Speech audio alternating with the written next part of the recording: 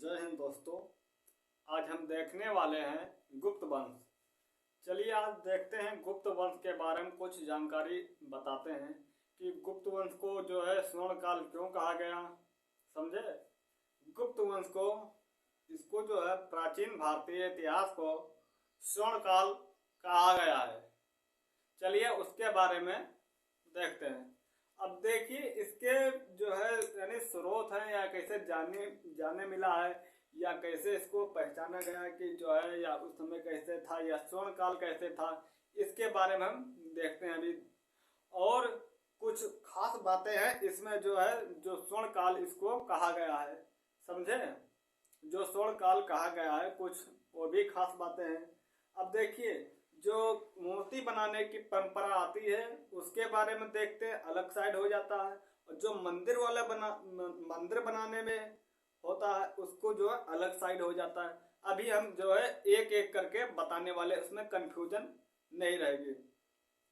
अगर हम देखते हैं कि जो गांधार शैली या मथुरा शैली का विकास जो है, मथुरा शैली का विकास कनिष्क समय होता है। कनिष्क ने जो है मूर्तियां बनवाई थी। कौन कौन सी मूर्तियां कनिष्क बनवाया था? तो कनिष्क जो है यानी कनिष्क जो होता है ये दो मूर्तियां बनवाया था। लगभग मूर्तियां तो बहुत सारी मूर्तियां बनवाया था, लेकिन दो प्रसिद्ध मूर्तियां तो बड़ी मूर्तियां भी थी। एक जो है भगवान बुद्ध जी की मूर्ति बनवाया था और एक जो है अपनी खुद मूर्ति बनवाया था। वो किस शैली में बनी हुई थी? जो कनिष्क मूर्ति बनवाया था, एक तो जो गौतम बुद्ध जी की मूर्ति बनी थी, एक तो जो है कनिष्क अपनी खुद मूर्ति बनवाया था। तो ये दोनों मूर्तियां किस शैली में बनी हुई थी? ये मथुरा शैली में बनी थी। समझे? किस शैली में बनी हुई थी? मथुरा शैली में बनी थी। अभी हम उसके बारे में देखते हैं और आगे ये जो लिखा है, ये जगह जो छोटी है इसके बारे में भी हम समझाते हैं बता करके। समझे? तो कनिष्क वाला हो गया। और कनिष्क के समय में ही तो एक खास बात होती है, यानी खास चीज का जो सम्मेलन या आयोजित होता है वो था बौद्ध संगीति। जो चौथी बौद्ध संगीति होती है वो कनिष्क के समय में ही क्या होती है? कनिष्क के समय में ही आयोजित कराई जाती है। समझे? और कब कराई जाती है? वो 98 BC इसमें 9 और 8 BC नहीं चलता, AC चलता है यहाँ पर। समझे? तो 98 AC में चलाई गई थी। तो कनिष्क के समय जो है चलता है। अब उसके आगे हम चलिए देखते हैं। जो कनिष्क के बारे में बता दिया था उसके बारे में और चल दिया। हाँ, और एक बात और है, 3 चीजें उसमें मिलती है। देखिए जो सोने के सिक्के जारी हुए थे उसके बारे में अभी मैं बताने वाला हूँ कि सोने के सिक्के, यार इसमें कंफ्यूज हो जाता है कि 3 लोगों ने सोने के सिक्के चलाए थे। एक तो जो है वो हिंद यूनानी जो इंडो ग्रीक था, इंडो ग्रीक जो है वो भी यानी सोने का सिक्का चलवाया था। लेकिन जो बिम कडफिसेस था, बिम कडफिसेस जो था वो भी जो सोने के सिक्के जो जारी करवाता है। और जो श्रीगुप्त था, जो गुप्त वंश में आते हैं, श्रीगुप्त जो था ये भी सोने के सिक्के जारी करवाता। आखिर इस तीनों में अंतर क्या है? समझे? इस तीनों में अंतर क्या है तो इसके बारे में देखते हैं। अब देखिए जो इंडो ग्रीक यानी यूनानी ने जो सोने के सिक्के चलाए थे उसमें अगर प्रश्न पूछा जा सकता है कि जो है कि वह पहला भारतीय, वो पहला वंश का नाम बताइए कि या उस राजाओं का नाम बताइए जो सबसे पहले जो है सोने के सिक्के जारी किए थे। या पूछ सकता है सबसे पहले सोने के सिक्के किसने जारी किए। तो उसमें अगर आंसर जो है हिंद यूनानी आ जाता है, हिंद यूनानी या इंडो ग्रीक ऑप्शन में ये मिल जाता है तो आप कर सकते हैं इसको कि सोने के सिक्के सबसे पहले किसने जारी किए। उसमें ये नहीं पूछा जा रहा है कि शुद्ध सोने के सिक्के जारी किए या दिनार जारी किए या अर्ध शुद्ध सोने के सिक्के जारी किए, ये नहीं पूछा। उसमें पूछा जा रहा है कि उसमें पूछा जा रहा है कि सोने के सिक्के कौन जारी करता है, तो हमें उसके बारे में बताना पड़े। तो सोने के सिक्के कौन जारी करता है? तो वो इंडो ग्रीक जारी करता है। कौन जारी करता है? इंडो ग्रीक जारी करता है। समझे? अगर हम पूछते हैं कि शुद्ध सोने के सिक्के भारत में पहली बार किसने जारी किया, तो शुद्ध सोने के सिक्के पहली बार भारत में कौन जारी करता है? तो बिम कडफिसेस था। समझे? तो बिम कडफिसेस था। ये एनडीए 2014 में क्वेश्चन पूछा गया था। समझे? एनडीए 2014 में पूछा गया था कि शुद्ध सोने के सिक्के किसने जारी किए थे। तो शुद्ध सोने के सिक्के आपको उसमें आंसर सी वाले में रहा कि बिम कैडफिसस ने जारी किए। किसने? बिम कैडफिसस ने जो है जारी किए, समझे। तो बिम कैडफिसस के बाद आ जाता है कनिष्क आ जाता है। तो कनिष्क के समय में क्या होती है? चौथी बौद्ध संगीति होती है, समझे। और हम आगे देखते हैं। अब जो शुद्ध सोने के सिक्के यानी सोने के सिक्के बता दिए किसने जारी किया। सोने के सिक्के कौन जारी किया? सोने के सिक्के इंडो ग्रीक या हिंद यूनानी, उन्हीं को इंडो ग्रीक कहा जाता है या हिंद यूनानी कहा जाता है, समझे। तो उन्होंने जारी किया। और जो शुद्ध सोने के सिक्के होते हैं वो किसने जारी किया? शुद्ध सोने के सिक्के वो बिम कैडफिसस ने जारी किया। और बात ध्यान रखिए कि जो पहली बार उस राजाओं उस वंश का नाम बताइए जिसने जो है शीशे के सिक्के जारी करवाए थे। तो शीशे के सिक्के कौन जारी करवाता है? सातवाहन वंश होता है। कौन होता है इसमें? सातवाहन वंश में आता है कि शीशे के सिक्के किसने जारी किए, समझे। सातवाहन ने जो शीशे के सिक्के जारी करवाए थे, पोतीन के सिक्के जारी करवाए थे, समझे। इसमें भी सोना का आता है, सोना के सिक्के वो भी जारी करवाए थे, समझे। अब जो यहाँ आता है, जो इन्होंने जो श्रीगुप्त ने जो सोने के सिक्के चालू करवाए थे वो कौन सा सिक्का था? वो सोने का सिक्का था, उसका नाम था दिनार। जो सिक्के ये श्रीगुप्त जारी किए थे, हम श्रीगुप्त के बारे में बताने वाले। तो श्रीगुप्त जो है ये लगभग वही कब, इनका शासन 224 में 240 में चलता है, वही 41-42 में जो चलवाए थे, समझे। तो ये जो है यानी श्रीगुप्त जो सिक्का जारी करते हैं सोने के वो दिनार नाम से चालू करते हैं, समझे। दिनार के नाम से चालू करते हैं। अभी भी दिनार बहुत जगह चलता है, कई देशों में भी दिनार चलता है, समझे। तो उसके बारे में चलिए हम देखते हैं कुछ आगे मेरे बारे में कि यानी भारतीय इतिहास को स्वर्णकाल क्यों कहा गया। भारतीय इतिहास को स्वर्णकाल क्यों कहा गया, आखिर जो है इसमें कुछ बात तय रही होगी। अब देखिए इसको स्वर्णकाल क्यों कहा गया इसके बारे में देखते हैं। देखिए गणित का अध्ययन हो गया इसमें हुआ था, और विज्ञान का अध्ययन हुआ था। कॉस्मोलॉजी ने खगोल विज्ञान का भी इसमें अध्ययन हुआ था, समझो। उस समय अध्ययन हुआ था। और किस किस का अध्ययन हुआ था? देखिए गंधार और ये याज्ञवल्क्य स्मृति मानो यानी क्या नारद स्मृति होगा, पराशर स्मृति होगा, और क्या होगा रामायण होगा, महाभारत और पंचतंत्र आदि जो है इन चीजों की ग्रंथ हुई थी। यानी इन सब चीज जो है रचनाएं हुई थी इस समय। यानी कहने का मतलब नहीं समझे आप कि इसको स्वर्णकाल इसलिए कहा गया क्योंकि पंचतंत्र लिखा गया इनके समय में, रचना हुई, महाभारत की रचना हुई, रामायण की रचना हुई। यानी ये सब पुस्तकें लिखी गई, मनुस्मृति भी लिखी गई इन्हीं के समय। मनुस्मृति, नारद स्मृति, याज्ञवल्क्य स्मृति, ये सब इन्हीं के समय लिखी। श्रीगुप्त के समय यानी गुप्त वंश जब चल रहा था तभी इनके समय जो जारी किया गया, समझे। तो यही होता है स्वर्णकाल, इसीलिए इनको कहा गया क्योंकि बहुत चीजों का ज्ञान हुआ इसमें, बहुत चीजें लिखी गई, कई पुस्तकें लिखी गई इनके समय में, समझे। और गणित का अध्ययन हुआ, और विज्ञान का भी अध्ययन हुआ, और कॉस्मोलॉजी खगोल विज्ञान का अध्ययन हुआ। इसमें बहुत सारे अध्ययन हुए, समझे।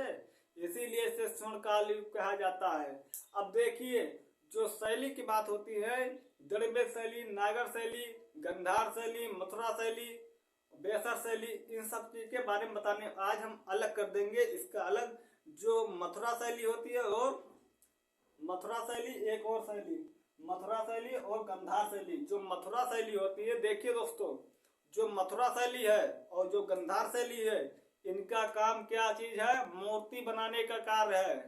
किस चीज से संबंधित है? मूर्ति बनाने से संबंधित है। कौन? गांधार शैली और मथुरा शैली। और जबकि अब देखेंगे हम क्या, अभी इसको बाद में बताऊंगा, नहीं कंफ्यूज हो जाओगे। जो ये द्रविड़ शैली है और बेसर शैली है, हमने यहाँ लिखा द्रविड़ शैली और नागर शैली और बेसर शैली। इन चीज में अब क्या क्या लगा है? जो नागर शैली है और द्रविड़ शैली है, इसमें अंतर ये है कि ये जो है किससे संबंधित है? ये मंदिर बनाने से संबंधित है। यानी इसमें मंदिरों का विकास हुआ, समझे। पहली बार मंदिर बनाने की शुरुआत कब हुई थी? तो पहली बार मंदिर बनाने की शुरुआत वो श्रीगुप्त के समय होती है, समझे।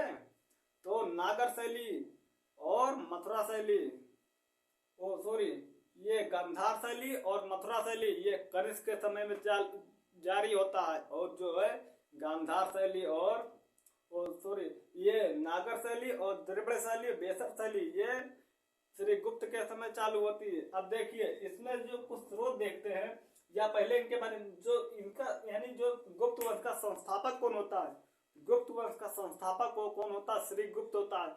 जो शासन इनका कब से कब चलता, कब से कब तक, 240 से 280 तक चलता है। लेकिन ये जो शासन होता है गुप्त वंश, ये कब से 240 से 550 एडी तक चलता है, समझे। इतने वर्षों तक शासन ये श्रीगुप्त चला है। और ये देखिए इनका संस्थापक कौन होता है, श्रीगुप्त होता है। अब देखिए इनकी भाषाएं क्या थी, जो इनकी भाषा है गुप्त वंश की भाषा क्या थी, वो संस्कृत थी। क्या थी इनकी भाषा, कौन सी थी, इनकी भाषा संस्कृत थी, समझे। और इनकी राजधानी के बारे में मैं देखता हूँ, जो राजधानी थी, राजधानी दो थी इनकी, समझे। राजधानियां कौन कौन सी थी, एक थी पाटलिपुत्र और दूसरी कौन थी, दूसरी कौन थी बताओ। दूसरी राजधानी ये धार्मिक राजधानी अयोध्या थी, समझे। जो अयोध्या स्थान है जहाँ राम मंदिर बनी हुई, हनुमानगढ़ी जहाँ स्थित है, वही जो है ये अयोध्या राजधानी थी उस समय, समझे। ये धार्मिक राजधानी हुआ करती थी, और ये जो पंचायती वाली राजधानी हुआ करती थी, समझे, पाटलिपुत्र। अब देखिए इनके जो स्रोत होते हैं, स्रोत से ही सब चीज जानकारी मिलती है, समझे। कोई चीज है अगर उसके बारे में कुछ हमें निर्णय लेना है तो उसके स्रोतों के बारे में पता करना होता है। या किसी के घर मोहल्ले में अगर कोई हम जानकारी पता करते हैं तो उसके पास पड़ोस वाले से जानकारी ज्यादा अच्छी मिलती है, समझे। और खास करके अगला हम देखते हैं जिसके हाथ से झगड़ा हुआ करता था, वो जो है और ज्यादा जो है बढ़िया बताते हैं, समझे, जानकारी, समझे। अगर किसी के घर के, जैसे ये कोई घर है, इधर बना हुआ इधर बना हुआ, तो इनके घर की जानकारी इन्हें सब लोग ज्यादा अच्छी जो है विरोधी पार्टी वाले दे सकते हैं। तो देखिए देखिए जैसे कि अब हम इसके जो स्रोत के बारे में देखते हैं, कौन कौन से स्रोत थे, हमने यहाँ लिखा हुआ है। वायु पुराण में भी मिला इनका स्रोत, और नारद स्मृति, पराशर स्मृति, गुप्त शासक कौशाम्बी के जो इलाहाबाद में पड़ता है, कौशाम्बी कहाँ पड़ता है, इलाहाबाद वाला कौशाम्बी, यहाँ भी इनके सबके जो स्रोत मिले हैं। और ये देखे कास्ट जात के, अगर पूछा जाए कि जो है ये इनका या श्रीगुप्त पूछ लिया, या गुप्त वंश के शासक किस जाति के थे, जो गुप्त वंश के शासक थे वो क्षत्रिय नहीं थे, कास्ट जाति के थे। यज्ञवल्क्य में यही लिखा गया मिला, यज्ञवल्क्य से जानकारी मिलती है इनकी, जो ये लोग कास्ट जात के थे, समझे। और इनका प्रतीक पूछ लिया जाए कि जो है श्रीगुप्त का या शासन चल रहा था, या पूछ ले गुप्त वंश के शासन के समय जो है राजकीय पक्षी का नाम बताइए, समझे। तब वो जो है या प्रतीक पूछ लिए पक्षी का, या प्रतीक पूछ लिए तो गरुड़ था, समझे। कौन था, गरुड़, जिसे ईगल कहा जाता है इंग्लिश में, ईगल। और देखिए गुप्त राजाओं के द्वारा जो भारत में पहली बार जो मंदिर का निर्माण हुआ वही हुआ, जो हमने तभी बताया था अभी 2 मिनट पहले, कि सबसे पहले अगर हम प्राचीन भारत में देखते हैं कि सबसे पहले जो है प्राचीन भारत, आधुनिक भारत कुछ में भी देख लेते हैं कि सबसे पहले मंदिर बनाने की शुरुआत कब हुई थी, वो गुप्त काल में हुई थी। किसके समय में, श्री गुप्त के समय में होती है, समझे। और 3 शैलियां में हुई थी, एक नागर शैली, एक दूसरी द्रविड़ शैली, और तीसरी बेसर शैली। बेसर शैली क्या होती है, बेसर शैली नागर और द्रविड़ से दोनों मिला के वही होती है बेसर शैली। अब दोस्तों अब देखते हैं जो मंदिर हैं उनके बारे में देखते हैं। मंदिर में जो है क्या मिलेंगे, पहले सीढ़ियां मिलेंगी, चबूतरे मिलेंगे, गर्भगृह मिलेंगे। गर्भगृह वो होता है जहाँ पर भगवान की मूर्तियां रखी होती है, जैसे हम मूर्ति बनाते हैं, ये मंदिर बना रहे हैं, ये होगा।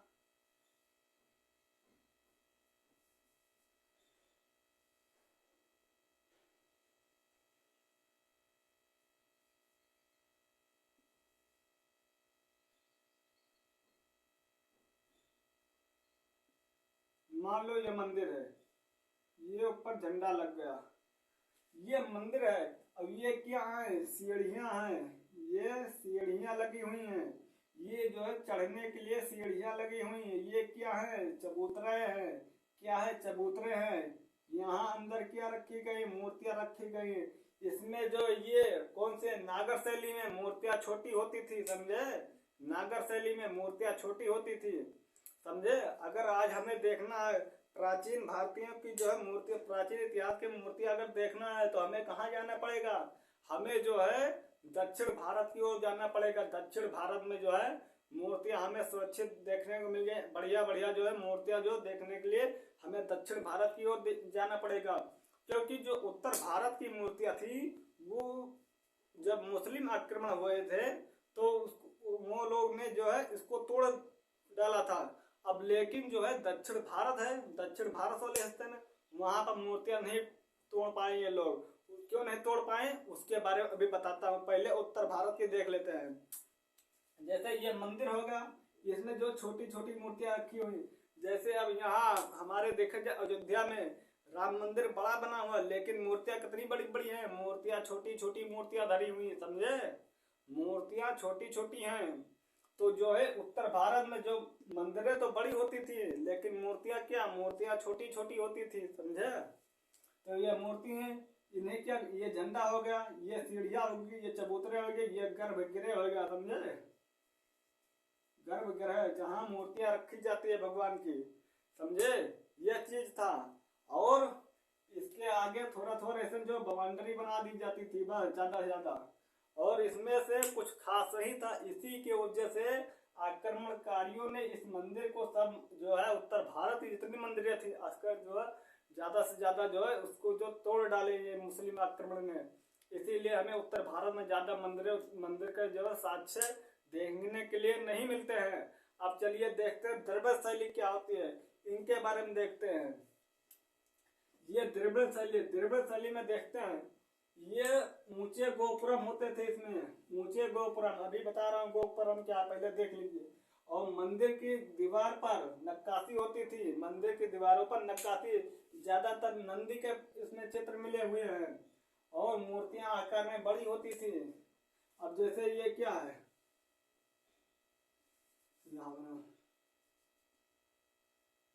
ये होगा जैसे मंदिर हमने बनाया, और ये क्या होगा, ये सीढ़ियां हो गई हमारी, और सीढ़ियां हो गई।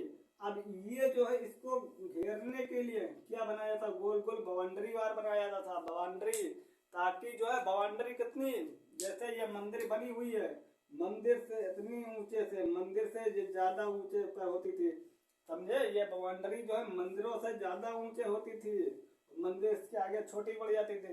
इधर की जो दक्षिण भारत की जो मंदिरें बनी हुई हैं वो बहुत बड़ी बड़ी ऊंची ऊंची मंदिरें बनी हुई हैं, समझे। हमारे कुतुब मीनार से भी बड़ी बड़ी मंदिरें बनी हुई हैं दक्षिण भारत में। अब देखिए इसके बाहर जो है इस प्रकार कुछ डिजाइन हो जाता, कर दिया जाता था, समझे, इस प्रकार 4-6 कोने होते थे, इसमें 4-6, समझे। एक इधर से हो गया, फिर एक इधर से, फिर एक इधर से, फिर एक इधर से, फिर इधर से, और जो है बीच में जो है क्या काट दिया जाता था, यही जो है मुहार हो जाता था आने जाने के लिए, समझे। इसी को गोपुरम कहा जाता है, इसी को गोपुरम कहा जाता है। गोपुरम का अर्थ होता है गेट। अगर दक्षिण भारत में हम देखते हैं तो इसको गोपुरम बोला जाता है, गो वाला नहीं, जानवर वाला गो नहीं, ये गोपुरम जो है, गोपुरम जो गेट होता है, गेट जाने वाला रास्ता, वो गोपुरम, समझे। दक्षिण भारत में गोपुरम बोलते हैं। तो ये बात इधर जो आर्किटेक्चर हो जाता है, डिजाइनर जो हो जाती थी, समझे। अब जैसे ये जो है बाउंड्री इसलिए बनाई गई थी, या अगर मान लो जैसे कोई चीज है, कुछ भी बनाना जाए, जो बड़ी चीजें हैं या जो आने वाले हमें समय में, यानी जो हमारे पीढ़ी दर पीढ़ी उसको देखना चाहती है, तो उसको ध्यान से बनाया जाता है। या घर अगर जैसा मान लो हम बनाते हैं तो 1-2 दिन के लिए, 1 साल 2 साल के लिए नहीं बनाते हैं, वो जो है हमारी जिंदगी से काम दे, इसीलिए बनाया जाता है। उनको जो है मजबूती से बनाया जाता था। अब जो इधर बनाया गया था वो जो है मजबूती तरीके से बनाया गया था। अब जो देखो, मान लो जैसे ये बाउंड्री घेरवा दी, चारों तरफ से बाउंड्री घेर के, अब कोई आक्रमणकारी आए यहाँ से खड़ा होकर देखे तो उसको बाउंड्री ही दिखाई पड़ेगी, तो बाउंड्री ही दिखाई पड़ेगी, समझो। तो इसमें मंदिर इसको ज्यादातर दिखाई नहीं पड़ेगा, समझे, मंदिर तो ज्यादा दिखाई नहीं पड़ेगा। तो आक्रमणकारी क्या सोचेगा कि यार इसमें तो यही बाउंड्री बाउंड्री दिखाई दे रही है, तो तोड़ने का प्रयास किया, लेकिन जो है ज्यादा ये लोग नहीं उतर पाए, क्योंकि बाउंड्री जो है ज्यादा बड़ी बड़ी रहती थी, इसको कूदना छलांग मारना या बहुत इनके सबकी बस की नहीं थे। गेट जो होते थे केवल गेट से ही जा सकते थे, समझे। जैसे ये अंदर बना हुआ है तो इसके जो चपके में ऐसे जो है इसकी दीवारों में मूर्तियां बनाई जाती थी, समझे, यहाँ पर, और मूर्तियां भी रखी जाती थी, मूर्तियां बड़ी बड़ी इसमें बनती थी, समझे। दीवार में जो है चपक दीवार में ही मूर्तियां का गढ़ाई यानी गढ़न कर दिया जाता था, समझे। इसमें इसी वजह जो बाउंड्री वाल बने थे, बाउंड्री इसी की वजह से ज्यादातर आक्रमणकारी इसको जो है आक्रमण नहीं कर पाए, जो मुस्लिम आक्रमण भय, इसी वजह से। अगर हमें मंदिर सुरक्षित देखना है तो हमें दक्षिण भारत की ओर देखना पड़ेगा, समझे। और बेसर शैली क्या होती है, बेसर शैली के बारे में देखते हैं। बेसर शैली वो शैली होती है जो नागर शैली और द्रविड़ शैली दोनों से मिलकर बनी हुई, समझे। नागर शैली और बेसर शैली, नागर शैली, जो नागर शैली है और द्रविड़ शैली, इन दोनों से मिलकर बनी हुई, यानी जो है ये है नागर शैली और ये द्रविड़, तो इन दोनों से मिलकर क्या बनी है, बेसर शैली, समझो। तो ये बेसर शैली बनी हुई है। अब बेसर शैली ये दोनों से मिलकर बनी हुई। देखिए गुप्त कालीन की जो मंदिर के बारे में देखते हैं, जो मंदिर हैं उनके बारे में देखते हैं। जैसे क्या होगा, कौन से मंदिर, तिगवा मंदिर हो गया, तिगवा, सतना मंदिर हो गया, और क्या भूमरा हो गया, भूमरा जो एमपी में पड़ता है, शिव मंदिर हो गया, दशा अवतार मंदिर हो गया ललितपुर में जो झांसी में पड़ता है, जो ललितपुर या झांसी में कोई में से ऑप्शन में से कोई भी मिल सकता है कि जो दशा अवतार मंदिर उत्तर प्रदेश के किस राज्य में, किस जिले में है। तो दशा अवतार मंदिर, या सेंट्रल में परीक्षा पूछे दशा अवतार मंदिर कहाँ पे पड़ता है, तो उत्तर प्रदेश में, अगर उत्तर प्रदेश में झांसी या ललितपुर ये सब होगा, समझे। और भीतरी गांव, जो भीतरी ये जो है गाजीपुर में पड़ता है, और भीतरी गांव भी मंदिर है। और लक्ष्मण मंदिर ये कानपुर में पड़ता है, ये ईंटों से, निष्ठा ईंटों से बना हुआ है। और जैसे अयोध्या में हो गया, काशी में हो गया, मथुरा में आदि, ये सब हो गया। और अयोध्या में बहुत सारे राम मंदिरें बनी हुई, हनुमानगढ़ी मंदिर बनी हुई है, समझो। कुछ इतिहासकार कहते हैं कि जो हनुमानगढ़ी मंदिर बनी हुई है वो राजा विक्रमादित्य ने बनवाया है, समझो। जो हनुमानगढ़ी मंदिर बनी है वो राजा विक्रमादित्य के द्वारा बनवाया गया है।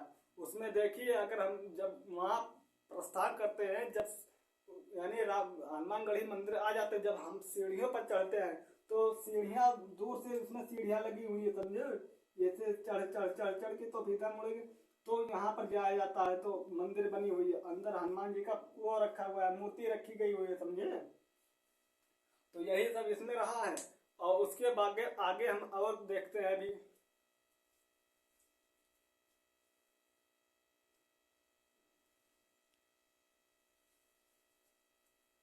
चलिए दोस्तों, हम थोड़ा उसके आगे और देखते हैं। अब देखिए, जो हमने ये शैली नागर शैली और जो है द्रविड़ शैली और बेसर शैली के बारे में बता दिए थे, समझे। अब इसके आगे देखते हैं। अब देखिए, जो इसका पुत्र होता है, यानी पुत्र के बारे में छोड़ो अभी जो इसके बारे में, जो गुप्त शासक थे ये किस चीज की पूजा करते हैं, ये किसको मानते थे, ये जो है किसको मानते थे, ये वैष्णव को या भगवान विष्णु को मानते थे, समझे। भगवान विष्णु या वैष्णव इनको कहा जाता है, तो इनको मानते थे, इसीलिए भगवान विष्णु की पूजा करते थे। और जो है उनकी पत्नी की नाम क्या था, पार्वती की पूजा करते थे। और लक्ष्मी देवी की पूजा करते थे। ये जो इन सब जो है देवी देवताओं की पूजा ये लोग करते थे। कौन करते थे, श्री गुप्त, ये जो मानते थे इनको। अब देखिए, उसके बाद जो है इन्होंने जो अभिलेख लिखवाया था, समुद्रगुप्त इसको कहा जाता है अभिलेख, और बुद्धगुप्त अभिलेख। समुद्रगुप्त अभिलेख और बुद्धगुप्त अभिलेख, ये दोनों अभिलेख एक ही हैं, समझे। ये दोनों अभिलेख एक ही हैं।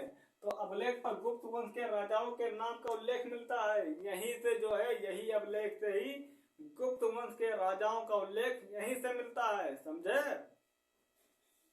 तो यानी अगर पूछा जा सकता है कि गुप्त वंश के अभिलेखों का या गुप्त वंश के शासक का उल्लेख कहाँ से मिलता है, तो या किस अभिलेख से मिलता है, गुप्त वंश के शासकों का उल्लेख किस अभिलेख से मिलता है, तो वो बुद्ध अभिलेख आ जाएगा या समुद्रगुप्त अभिलेख आ जाता है, समझे। तो यहीं से होगा, समझे। अब देखिए, तो इनकी शुरुआत यहाँ से गुप्त गुप्त। अब देखिए, एक साधारण उपाधि ये लिए थे जो श्रीगुप्त थे। ये किस चीज की उपाधि लिए थे, ये जो है उपाधि किसकी लिए थे, ये उपाधि इसकी यानी जो है ये महाराजा की उपाधि लेते हैं, समझे। यानी श्रीगुप्त जो है किस चीज की उपाधि या किसकी उपाधि लेते हैं, तो महाराज या महाराजा की उपाधि धारण करते हैं। जो इनका पुत्र था, यानी श्रीगुप्त का पुत्र जो आता है घटोत्कच, ये भी यही उपाधि महाराज या महाराज की उपाधि धारण किया था, समझे। उसके बाद जो उसका पुत्र आता है घटोत्कच का पुत्र श्रीगुप्त, वो समुद्रगुप्त आता है, वो चंद्रगुप्त आता है। घटोत्कच का पुत्र जो है चंद्रगुप्त आता है। चंद्रगुप्त भी यही उपाधि धारण किया था। जो चंद्रगुप्त था इसको वास्तविक संस्थापक रियल फाउंडर कहा जाता है।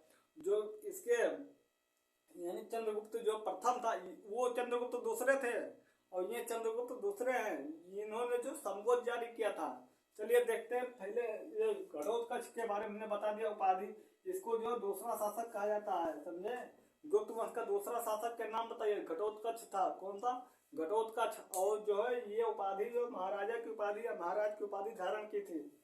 इसका समय जो था घटोत्कच का समय वो 280 से 319 280 से 319 एडी तक आता है, समझे। एडी का अर्थ होता है एन्नो डोमिनी, एडी का अर्थ होता है एन्नो डोमिनी। हमने सबसे पहले वीडियो में, जब हमारी सबसे पहली वीडियो थी उसमें हमने बताया था। अब देखिए, उसके बाद जो है हम इनके बाद जो है जो घटोत्कच यानी जो है ये कहाँ गया, ये जो है श्रीगुप्त। श्रीगुप्त का पुत्र कौन होता है, श्रीगुप्त का पुत्र घटोत्कच पुत्र ही होते हैं। श्रीगुप्त का पुत्र कौन था, घटोत्कच। घटोत्कच का पुत्र कौन होता है, चंद्रगुप्त होता, समझे।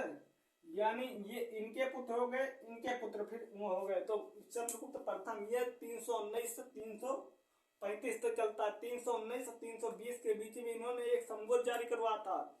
वो कौन सा संबोध था, वो कौन सा संबोध था, गुप्त संबोध था, समझे। इसीलिए इन्हें रियल फाउंडर या वास्तविक संस्थापक कहा जाता है। चंद्रगुप्त प्रथम को वास्तविक संस्थापक कहा जाता है, इन्हें रियल फाउंडर कहा जाता है।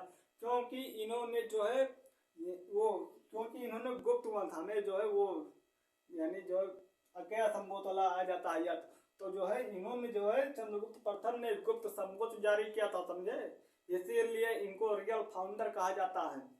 और इनके कुछ बात करते हैं। इन्होंने जो इन्होंने जो लिच्छवी की राजकुमारी थी, लिच्छवी की राजकुमारी कुमारा देवी था, कुमार देवी, कुमारा नहीं, कुमार देवी, कुमारी देवी नहीं, कुमार देवी से इन्होंने विवाह किया था, समझे। यानी जो है चंद्रगुप्त प्रथम किससे विवाह करता है, लिच्छवी की राजकुमारी थी कुमार देवी, उनसे विवाह करता है, समझे। और विवाह करके क्या करता है, जो सिक्का था किस चीज का, सोने के सिक्के जारी करवाए थे ये लोग ना। तो जो यानी जारी तो नहीं करवाता है, लेकिन जब इन्हें अपने शासन आते हैं, जब इनका शासन चलता है चंद्रगुप्त प्रथम का, इन्हें जो है अपने यानी अपनी पत्नी का और अपना खुद फोटो जो है वो जो सोने का सिक्का था उस पर जो है ये जो चित्र बनवाते हैं, यानी अपनी जो है चित्र को बनवाते हैं, अपना और अपनी रानी का, दोनों लोग का जो चित्र बनवाते हैं। वहां से जो इनकी जानकारी भी मिलती है, समझे।